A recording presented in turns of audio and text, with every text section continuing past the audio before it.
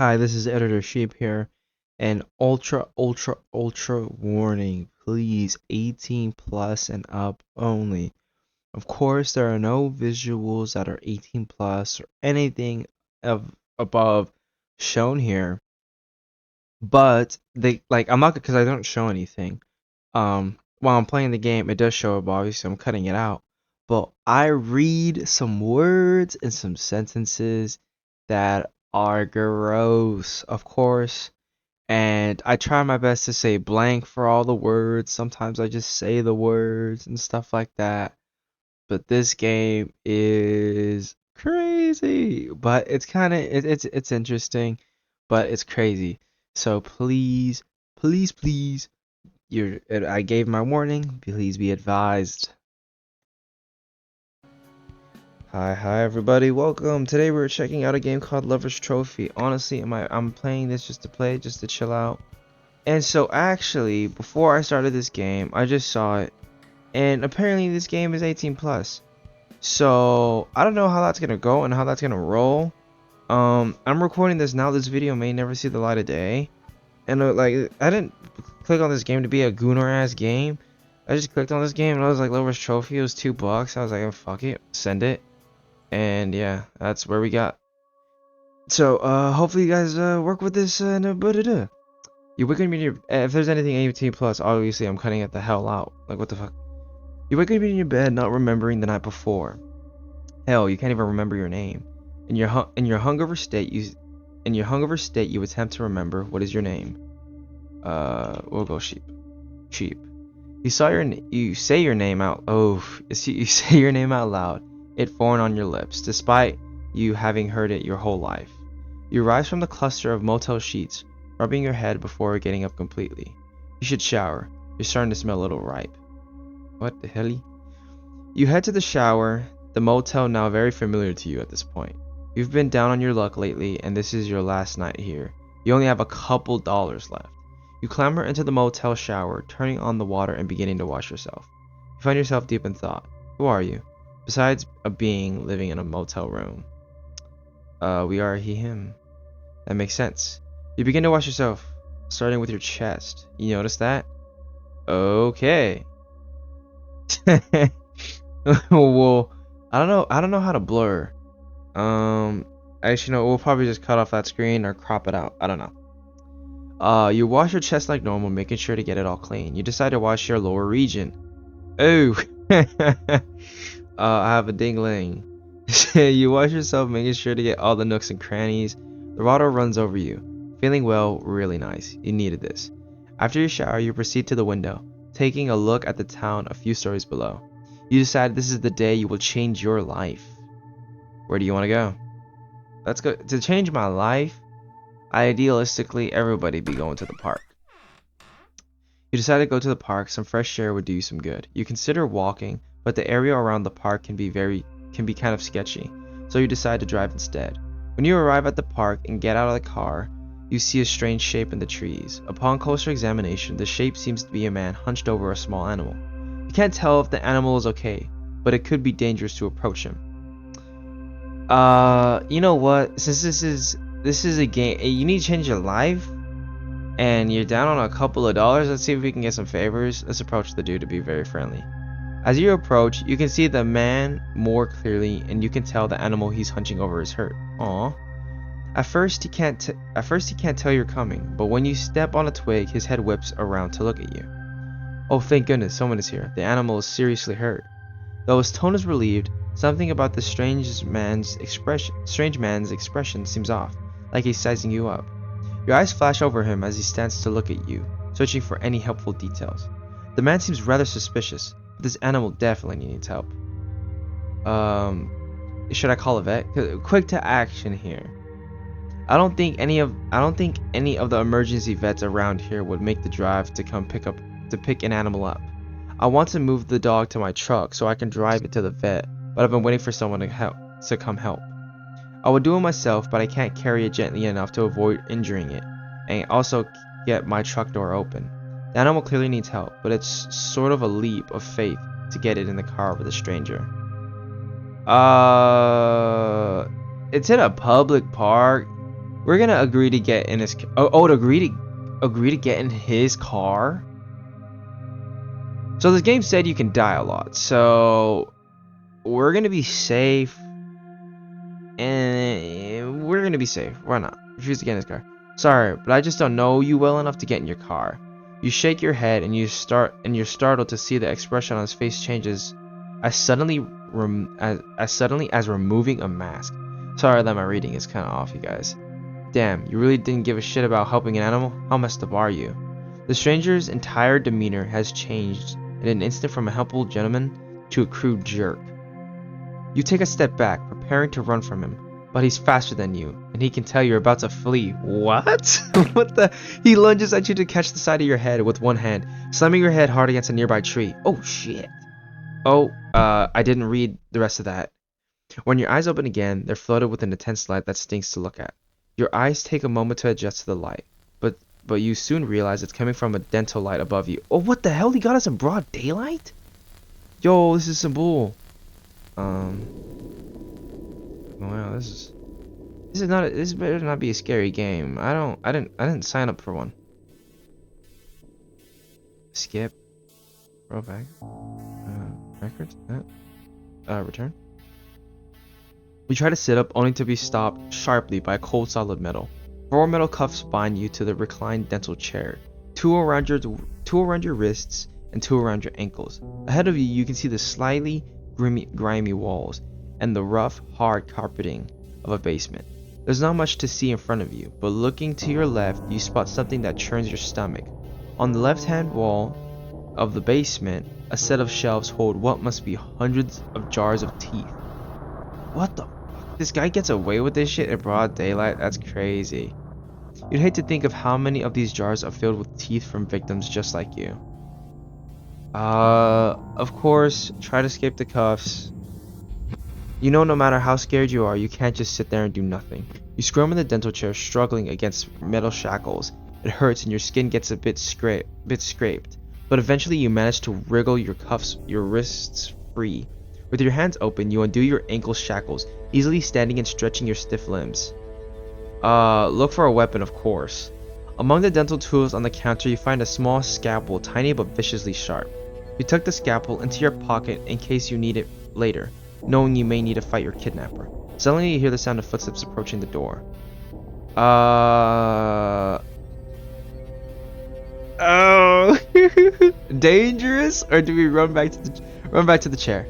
At the sound of footsteps, you turn back to the dental chair. You sit back down in the chair quickly, settling your limbs back into the shackles. Escaping has loosened the shackles enough to pull your limbs out again, thankfully. Hopefully, he won't notice your bones are looser, though. If you pretend you never moved, maybe your kidnapper won't notice you have a weapon. You haven't been in the chair more than a few seconds before you hear the door open behind you. The man who brought you here comes to stand next to you, seeming excited to see you. Oh good, you're awake. I was wondering how long you'd stay out. Ask. What seems scared? Like you're scared. Like, who are you? You know this man was the one who kidnapped you in the park, but you really don't know much else about him. Who are you? Well, my name is Wade Curtis, but I like you to call me Dr. Curtis while you're my patient. The man who you now know is named Wade. Sets the last of his tools on the tray, then turns towards you. Now, I'm going to need you to open nice and wide for me, alright? Keep your mouth closed.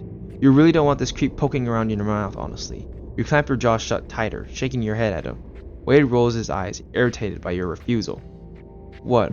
Are you scared of the dentist or something? Do I need to sedate you?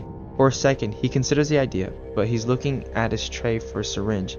His eyes light up. Actually, I have a better idea. Wade turns away from you, reaching to the side and picking up a strange device. It looks terrifying, honestly. Clear plastic half circles connected by an arch with 2 plastic wedges extending off it.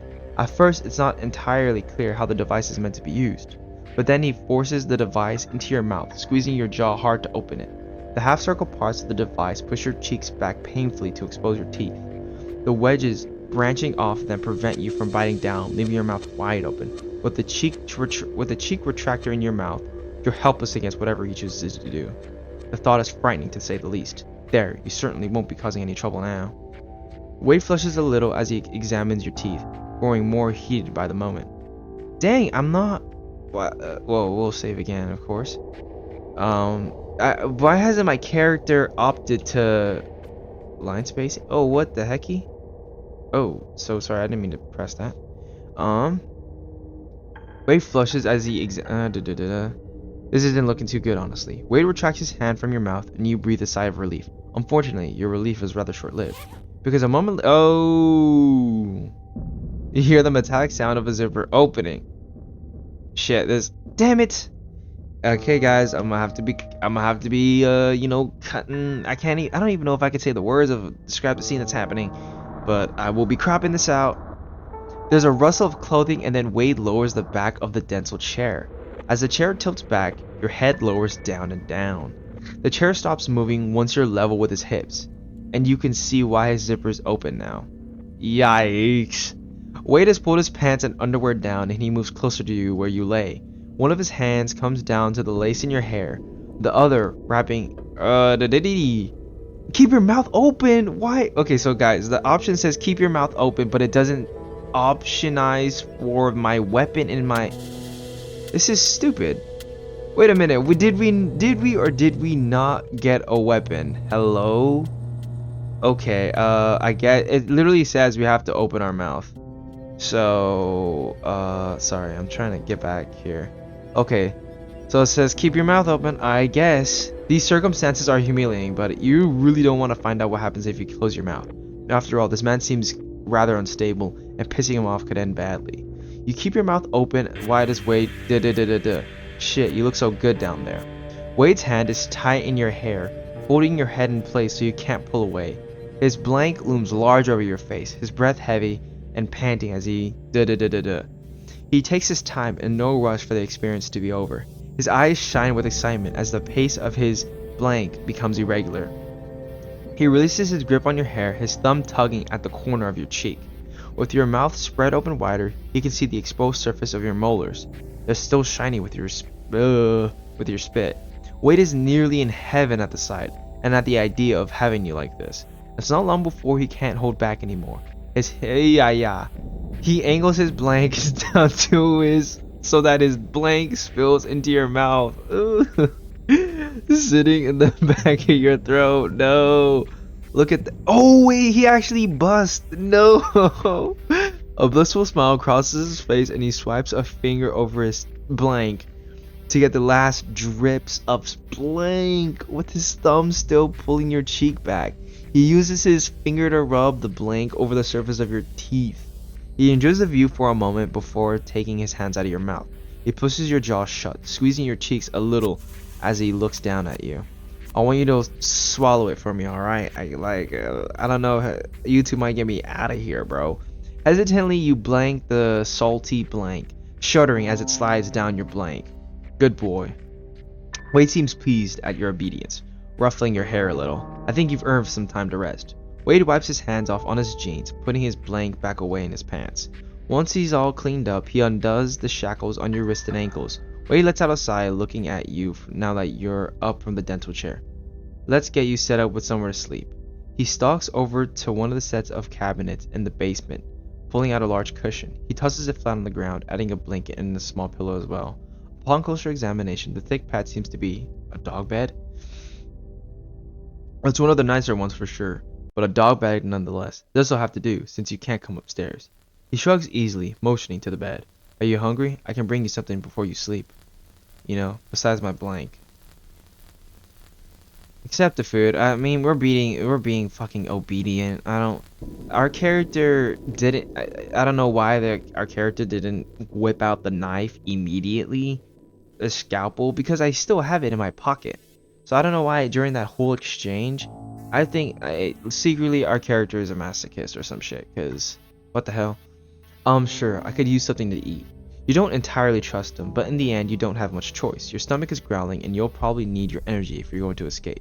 Wade nods, seeming indifferent as he heads towards the door. I'll be back in a minute with something for you to eat. He steps out, shutting the door behind him and leaving you in the darkness of the basement.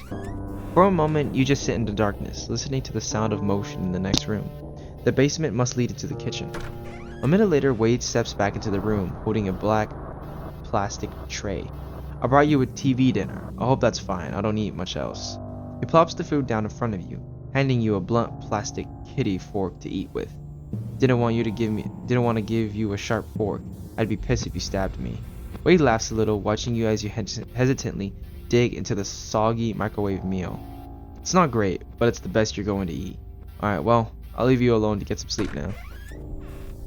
Wade leaves you in the basement again and you eat your dinner in the dark. It doesn't taste great, but it's not horrible, and it fills your growling stomach. With your appetite soothed, you sigh, settling down on your dog bed, pulling the blanket over you. Maybe you should get some rest. Did this mofo just forget that we grabbed a weapon? Okay, we're gonna stay awake, cause what the hell? You're too stressed to sleep, especially in a place like this. What if he comes down and kills you in the night, and you never even wake up to defend yourself? Granted, if he wanted you dead, he probably would have done it when you were tied down. Still, you have no clue how the mind of a serial killer works. As you stare around you at the basement, you're unsettled by what you see. A makeshift dental office with bloodstains on the floor surrounding it. And across the way, a large wall of nothing but jars of teeth. It's enough to make you feel a little nauseous. How many other people have died here? Will you eventually just be another bloodstain on the basement floor? Your thoughts are interrupted after what feels like hours, though you can't be sure. The basement door creaks open and Wade steps in. You're still awake? I guess it makes sense that you can't sleep. Wade pauses, following your gaze to see what you're staring at. Oh, the jars? Those are all from my collection. Do you want to see some? I guess we can bait this you know what, we could try to get close to this dude even though he could probably see through the facade. But sure, why not? Mentally we're draining down. But our heart oh, that's probably just from eating the food though. You think for a moment, then nod. Sure, I'll check out some of your collection. It seems like an opportunity to get on his good side. Maybe, if he thinks you understand him, he'll give you more freedom. Exactly. Besides, a strange part of you almost enjoys how enthusiastic he seems. Okay, so that means our character partially wanted some of this shit to happen. Wade hurries over to the wall to grab a jar, and plops down to sit cross-legged next to you. This jar has over 75 teeth in it, 78 to be exact. These ones came from a bottlenose dolphin, which has anywhere from 72 to 104 teeth, on average. You only get one set they use for their entire lifetime. The teeth are able to last that long because the dolphins don't use them to chew. Instead, they use the teeth to catch and grip their prey and swallow it whole. He seems oddly excited as he shows you the contents of the jar. You can't help but voice the question that's been on your mind since you saw him with that dog. You didn't kill these animals to get their teeth, did you? Wade's face drops as he shakes his head. No, of course not. I have sometimes killed humans. Animals, though, I do my best to leave alive. Most of the animal teeth in my collection are from roadkill, actually. That, or animals that have died of natural causes. These ones came from a beached dolphin that was already dead by the time anyone found it. You can't help but be relieved, even knowing that human lives matter much more than animals. What? I guess in some way, because I don't guess. I don't really get it. Did the dog, the dog from the park, did it live? Yes, actually, it did. While you were knocked out and bound, I took it to an animal hospital. I ended up paying for it to get fake teeth implanted. It about broke my bank, but I kinda felt bad when I saw it in pain. It's weird to think that this guy has empathy for an animal he pulled teeth from. How does he reconcile his weird need for teeth with the guilt of taking them? For a moment, the two of you just sit in silence. Then Wade perks up. Do you want to see something cooler than the jars? Sure, why not? Okay, but our mental is it's getting close to halfway. You can't help but nod, surprised to find yourself interested in his ramblings. It's a lot easier to be interested when you know no animals died. Sure, I guess. You still don't like that he's injured animals, but from what you can tell, he doesn't either. Yeah, I'll check it out. You seem pretty excited, so it must be cool. Yeah, it's really something amazing. I've been working on it for most of my life. He seems really enthusiastic as he leads you out of the basement. You can see the rest of the house is oddly normal, very suburban looking. It's strange to think so many people could have died in a house like this. It looks like the kind of house they might film a children's sitcom in. Wade leads you through the house without giving you much time to look around. Eventually, he stops at a door near the end of the hall, opening it to let you in. It seems to be his bedroom, but that's not what he's proud of. Okay, so this guy's got, teeth, stuff like that, a messy room, kinda, a box with tape, so obviously this motherfucker be taping up victims. He's got, DEY, dental, some books about dental, and then animal skulls and stuff like that, and then tissues next to the bed. He steps into the room, opening up his closet to reveal a set of shelving units mounted inside. Instead of clothes, the shelves hold hundreds of unsettling animal skulls. Skulls appear to be made out of grayish clay, but the teeth implanted in them seem real. I made every one of these myself. He picks up one of the smallest, holding it up so you can look closer. This one required the most delicate work. It's a fruit bat skull, and the teeth were very tiny. I sculpt the skulls out of clay, then implant the teeth in by hand. I would use real skulls, but cleaning off roadkill skeletons is a real pain.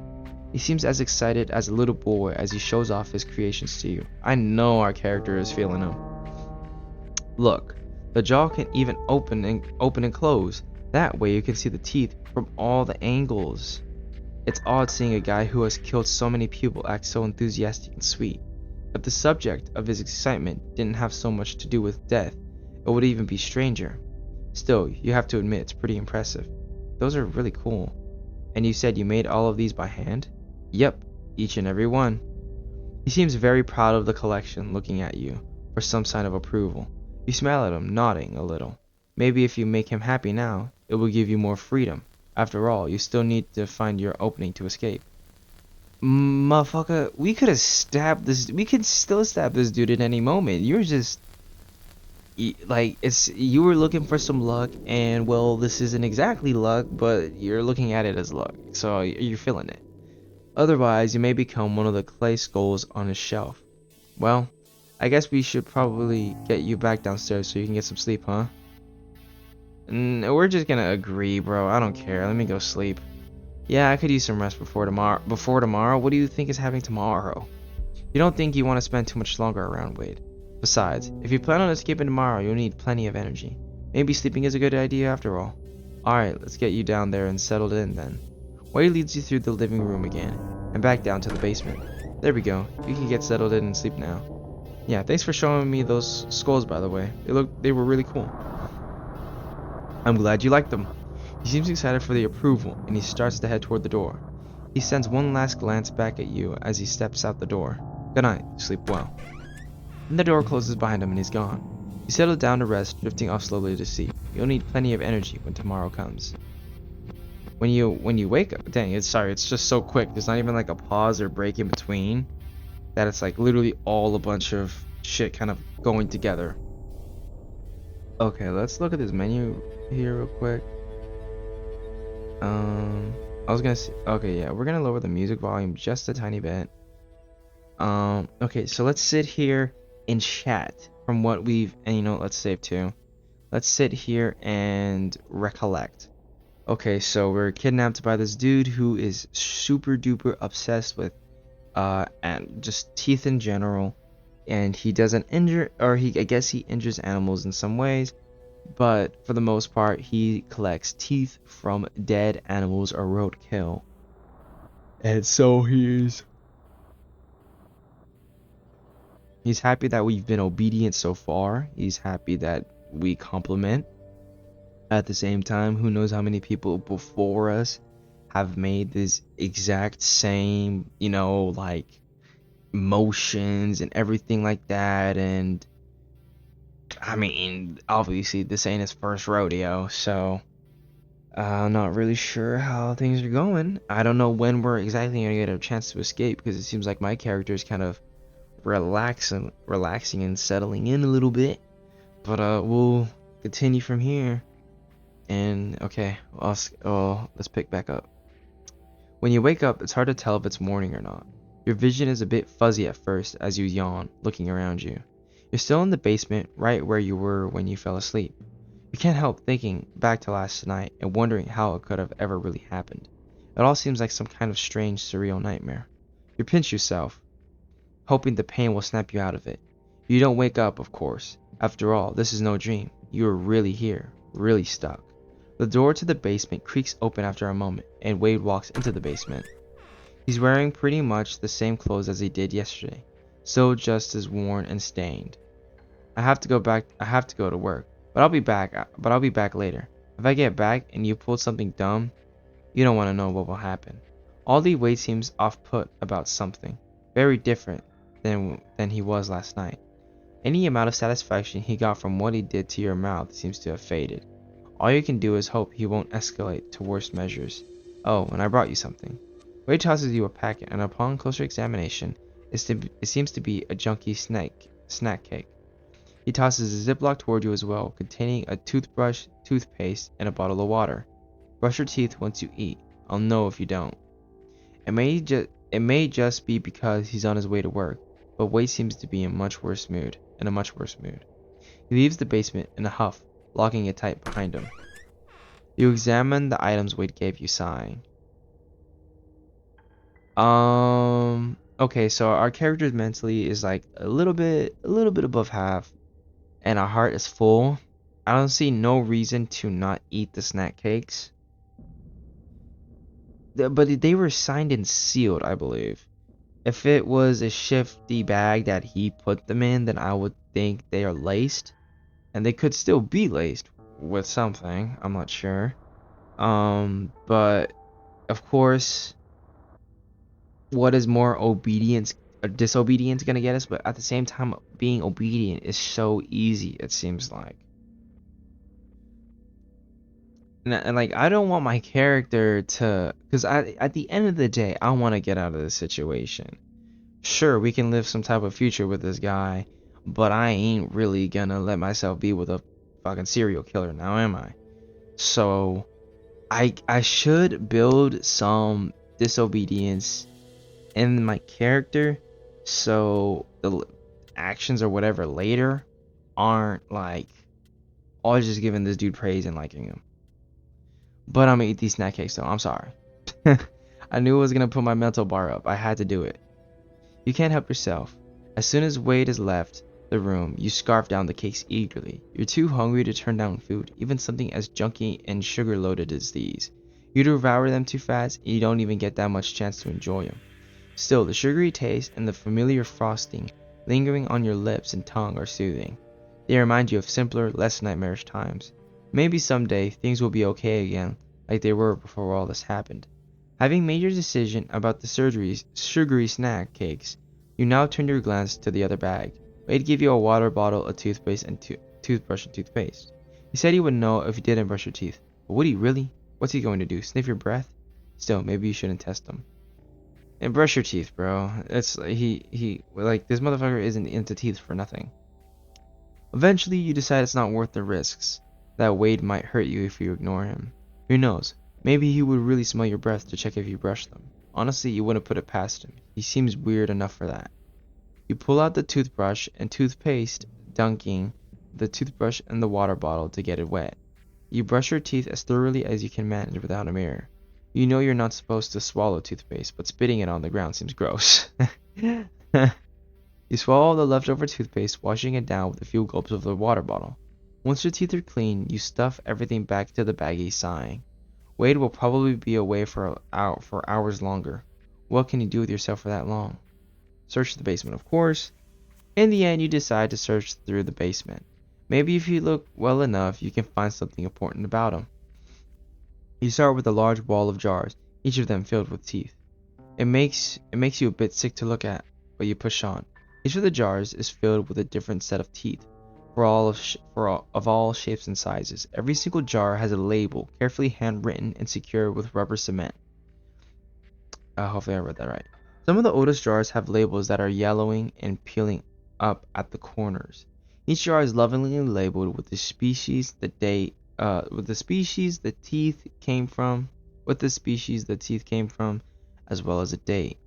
The date seems to represent when he got the teeth. The most recent, a jar of dog teeth. is labeled with the date you saw him in the park. You shudder a little at the memory of the poor wounded animal. As you flick your eyes over the jars, you find yourself stopping on one in particular. It looks older than the rest. The jar is unlike the others as well, both in appearance and labeling. While the other jars are carefully labeled, stored in medical jars or clean, new mason jars, the set seems to be stored in an old, washed-out pasta sauce jar. The label has no scientific information on it. All it has is a name and a date. Marisa Summers, dated June 17th, 18 years ago. A little chill runs down your spine at the thought. The teeth aren't meticulously cleaned or perfectly labeled. They seem to be much, much older than the rest of the collection. He did something awful to get these, you can tell. You turn away from the shelves, shaking yourself mentally. You need to get a hold of yourself. You need to keep looking. Search the cabinets or search the boxes? I'm guessing we can find out. Sorry, I'll play this late at night. I'm thinking we can find out more about them in the cabinets. You shake off your feeling of horror, moving toward the cabinets and beginning to dig through them. At first, all you manage to find are mechanics tools like wrenches and hammers. Then your hand hits on something else, a small paper box. You take hold of it, pulling it out slowly. Your eyes widen as you read the label. A full box of rat poison. You pull it out carefully. When you give it a tentative sniff, it has the faint almond smell you've heard cyanide is meant to give off. Can't believe you got so lucky. This could be your ticket out. All you have to do is slip some of this into his food and you'll be home free. But wait, slip this poison into what? He doesn't eat around us. Like, I want to keep... Okay, so one, who knows when the opportunity will be given that I can poison this dude. Two, if he's as thorough as he is about brushing teeth, I'm sure he'll notice. And like also like third, we haven't even gotten the chance to use our Stabby McStabber. I highly doubt that the opportunity is gonna come soon, so I'm gonna put it back, honestly. You're not sure why, but you feel like the poison is a horrible idea. You stuff it back in the box quickly. You do your best to make sure the box looks the same as when you found it. You wouldn't want Wade to find out you've been going through the cabinets down here. You need to think how he might react to learning something like that. He would probably kill you, or worse. After all, there are still worse things than death. You close the cabinet, shaking your head a little. You won't spill blood, even if it means escaping. I will spill blood. We have a scalpel, but you didn't use it. You're not going to become the same as him. Motherfucker, shut the fuck up. You decided to check the cardboard boxes piled into one corner, and you approach them carefully. The boxes are dusty, and they seem like they haven't been touched in years. The top few boxes seem normal enough. Christmas ornaments, old art made by a child. As you examine the toothy grins of the shaky stick figures in the picture, you wonder if Wade made these. As you get to the bottom of the first box, though, you stumble across a photo album.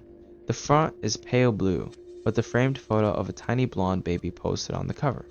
The cover is decorated with layers of frothy lace and silk bows. Somehow you don't think Wade made this himself. As you flip over the front cover, you read the inscription on the inside. To baby Wade, welcome to the world. I can't wait to watch you grow. I'll love you forever, unconditionally. Love, Mama. The message seems sweet, and you find yourself wondering why this album is out here. Such a sweet memory should be kept in the house, and looked at with love and joy. But as you flip through the album, it becomes more clear as the years pass why this album is not inside. The baby years seem sweet, and the toddler years too, but as Wade grows into a child, something happens. Even in the still photos without context, you can see the distance growing between Wade and his mom. A small, thin, gap-toothed boy with wild hair and sad eyes. A tall pixie of a woman, perfectly groomed. Her face shows a smile, but it's strained and tense. Mistrustful, distance, feet apart. Wade looks so uncomfortable when his mother touches him. Wade found a pair of dentures in the garbage today. He cried when I threw them out. Wade won't stop coming home with animal teeth. He pulls them out of the mouths of roadkill on his walks home from school. It's creeping me out. I tried to throw out those nasty jars of teeth Wade had. He marched right to the dump and brought them back. As you read through the inscriptions on the pages, the photos of the years gone past, you feel a sinking inside of you. It's strange to see a mother and a son grow apart like this, passing through time as an observer. Did she recognize the signs of a mentally unstable child? Is that why she was so unsettled by her son? Or was it his mother's fear that made Wade feel like the only way to indulge his love of teeth was to take them by force in secret? It's never easy to tell which event caused the other, but as you close the album and hide it, you find you can't get the huge, sad eyes of a young Wade out of your mind. Okay, so I guess we still get the option to try and escape, but I kind of hate that it's the last option, because that means, well, I don't know, I'm assuming like 10 minutes have gone by. Finally, you decide it's time for you to get the fuck out of here. You have your best chance of escaping while he's at work. That way if you get out, you'll have a multiple hour head start before he can start tracking you down. You look around the basement for anything that might help, and you don't have much luck. At least not until your eyes land on the pillow sitting on top of the dog bed. Stuck to the pillow, probably lost from the hair of a previous occupant, is a small thin bobby pin. You grab it quickly, hoping you'll be able to pick the lock to the basement door with it. You're not exactly adept at picking locks, but you're gonna have to learn fast if you want to get out of here. You hurry up to the basement door, your heart racing. The door is still covered in scratches, strips of paint peeled away by nails, marks of the desperation people just like you have felt here. You will be the one to get out. You have to be. You'll get out of here and then tell the police everything. You fumble with the bobby pin, swearing under your breath as you jiggle it in the handle of the door. At first, it seems like it isn't going to work, but then you hear a faint click. You test the doorknob, and it twists freely in your hand. You swing the basement door open, your eyes widening as you step out into the sunlight of the kitchen. I'm scared. You can't believe it. You might really make it. You might be able to get out of here. This is full of shit. Your hopes are crushed when the living room door slams open. You know you should run back to the basement, but you can't do anything except stare dumbfounded. Wade is back, and he's not alone. What the fuck are you doing outside the basement? The girl Wade is dragging in along with him seems to be unconscious, slumped over as he drags her along. One of her arms sits slung over his shoulder for support. He brings her down to the basement, glaring at you. You better stay right where you fucking are if you know what's good for you. You watch through the kitchen doorway, your stomach turning with nerves. Wade straps the unconscious girl down to the dental table, cranking the shackles tight. Then he turns back around, grabbing you hard by the wrists. What the fuck were you thinking? I told you to stay in the basement. His hands are shaking a little, his pupils dilated to near pinpricks. Something has worked him up, and it's not just anger. He had a look like this on his face when he introduced himself to you. Something almost strange, unnameable but terrifying. He's coming unhinged, and you can't tell why. Wade stands there silently for a moment, staring at you with those hungry, frightening eyes. Then he yanks you through the basement door, slamming it shut behind him. I know just the right punishment for you. Since I can't exactly kill you yet, I need another outlet. I've sort of taken a liking to you, but our fun last night wasn't enough. I need something more, something raw. A strange maniac, it's manic, not maniac. Manic laugh bubbles forth, a sound you've never heard him make. Oh, our character sucks. Our character wants this, I'm not gonna lie. There's no sign of my character really trying to fight back. He's just letting all this shit happen, and I'm guessing the fucking I must have read it wrong, because our person didn't keep the scalpel, and I think I don't know, whatever. Let's continue. He's coming unglued, slowly splitting at the seams. His carefully constructed kindness is wearing away, and underneath it you can see his true face, the ugly face of death. You stare at him in horror as he motions to the girl on the dental chair. Since you were stupid enough to try to escape instead of staying put, that means you're part of this now. You're going to help me every step of the way. You're frankly ashamed of yourself as you nod, too afraid to refuse him. Oh my god, I made my character obedient as fuck. Yet you tried to escape. Oh man, I made my character super fucking obedient. That sucks. Anywho. You don't want to sacrifice this girl's life to preserve your own, but something about his expression scares you. This is nothing like what he's done with you before. This is something different altogether. Something darker. Wei turns to the girl in the chair, grinning when he sees her begin to stir. Oh good, she's waking up. Where am I? The strange girl Wade has brought to the basement blinks a couple of times, unsure of her surrounding. You feel guilty as you watch her tug at the restraints, remembering when you were in her position. Today, we're going to be doing a root canal. Oh, are you actually going to be taking her teeth? No! Oh gosh. Wade turns to look at you, motioning for you to come closer. Bring me the drill. Oh no. I feel so bad for her. Hopefully they don't actually show the gore. Your stomach turns, but you know if you don't do what he says, it could easily be you on the table. Unless you go up and attack him. Send it. You walk to the tray of tools on his work table, picking up an electric bone drill. The girl must have been drugged somehow, because she stares without comprehension at the drill. What's that for? Wade grins toward her as he takes the drill from you. You remember that sick grin from your first meeting with him. Hello there. My name is Dr. Curtis, and this here is the bone drill. We'll be using it to give you a root canal today. I don't need a root canal. I don't think I do. The girl looks around in a drug-induced haze, frowning a little. This doesn't look like a dentist's office. Well, it is. Now stop talking. I need to be able to access your teeth. Unlike you, Wei doesn't even give this girl the chance to keep her mouth open on her own.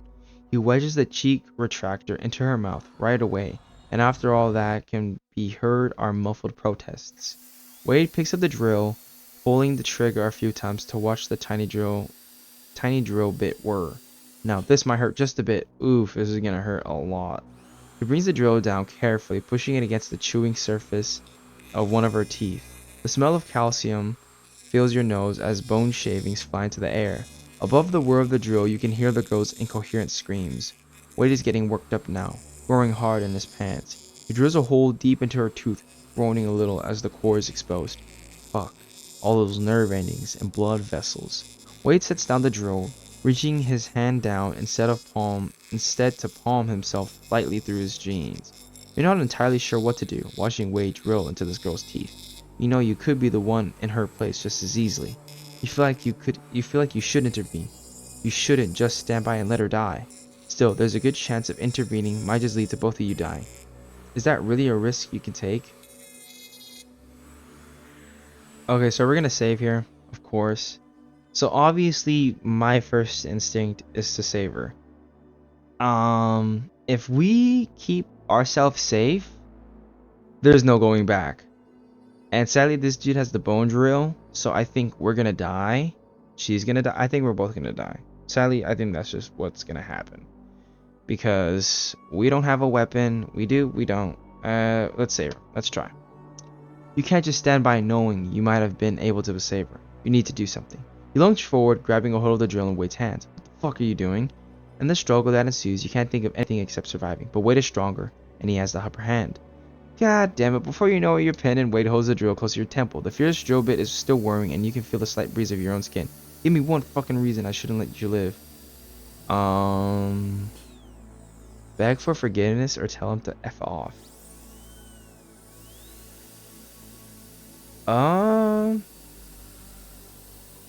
I think no, we need to, you know what, let's be disobedient till the end.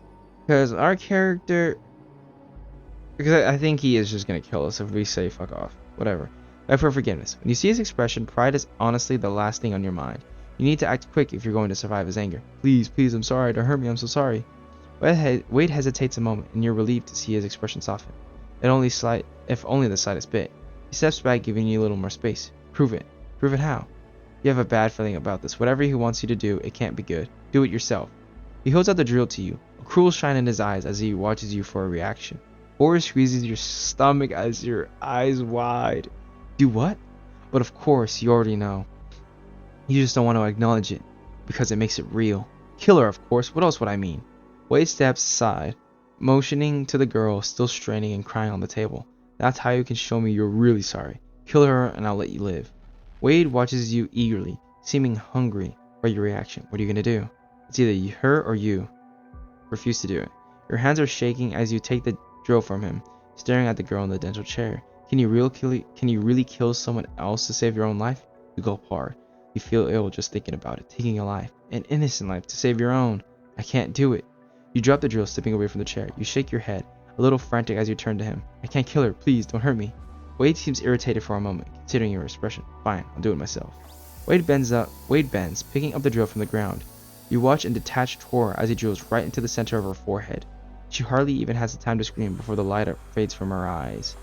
Wade turns to you, switching off the drill and setting it down on his tray of tools. Now, the real question is, what should I do with you?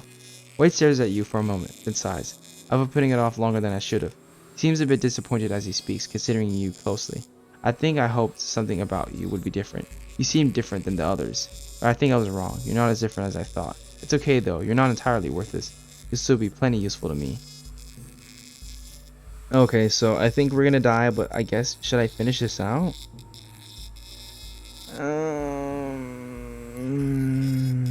Nah, I'm not gonna let him finish it out, sadly.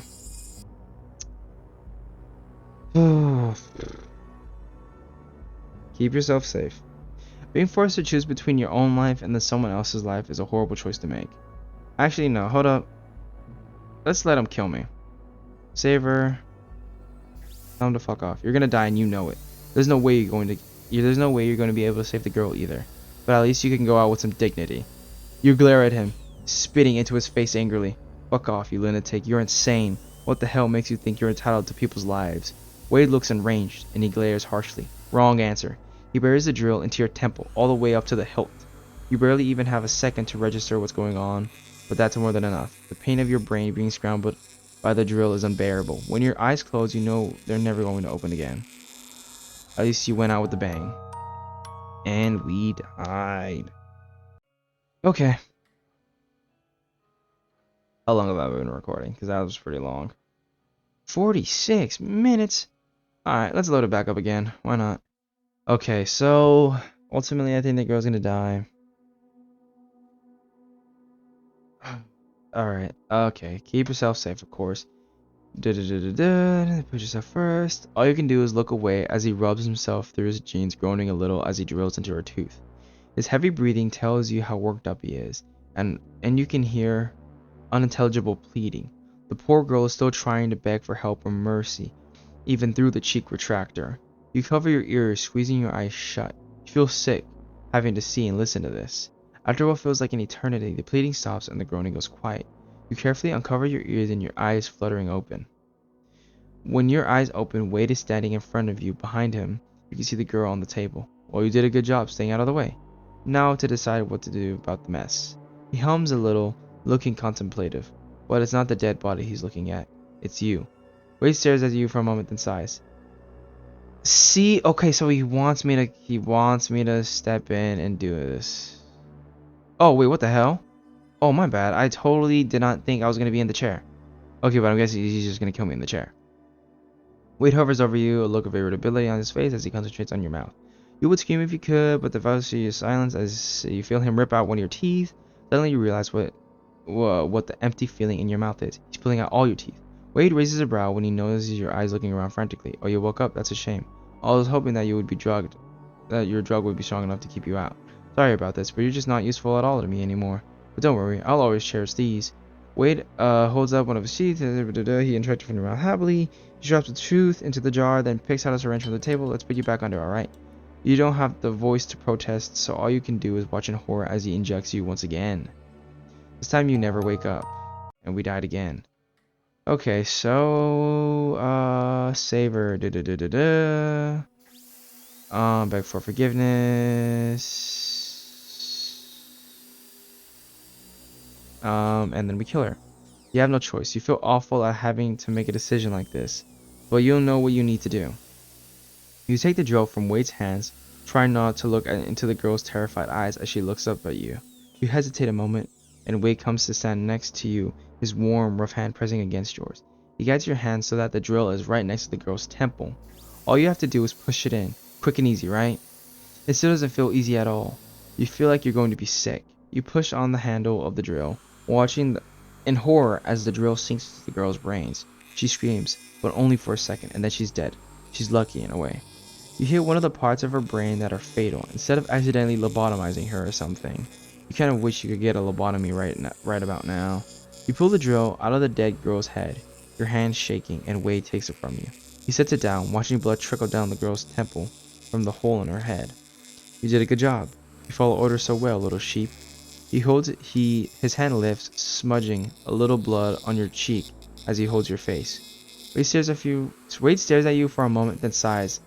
What? We die again? Shit. Okay, so well. Well, you guys, I guess I'll call it there because all roads seem to come to a close. Ugh. Well, that's a defeat. Okay. So what could we have done differently? So lunging at him immediately as soon as he opens the door would have resulted in something else. Keeping the poison on us could have resulted in something else. Going to sleep? I feel like going to sleep might have done something else as well. Maybe if the last decision wasn't escaping. See, I think that might have been it. That if my last decision wasn't escaping, I think I would have been able to get out. I just thought we would have been able to find something besides poison.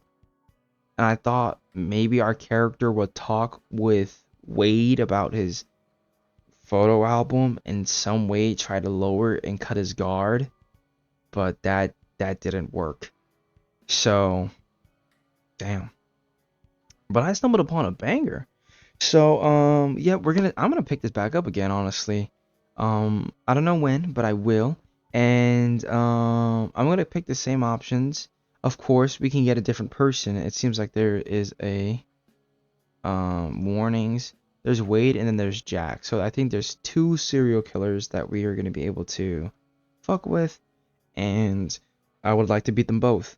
So yeah, thank you guys so much for checking this out. Honestly, check this game out for yourself. Hopefully you are, please be 18 plus, and if you are watching this video, hopefully you're 18 plus. I mean, there's nothing else I can really say. But if you are 18 plus, check this game out. It's pretty interesting. I mean, I literally have never seen or played a game like this ever. Obviously I stay to mainstream games. I have never really kind of went on a whim and checked out some freak bob shit like this, and I should have definitely looked closer at the description of this game. But yeah, that'll be all for tonight. Thank you guys so much for watching. Love you.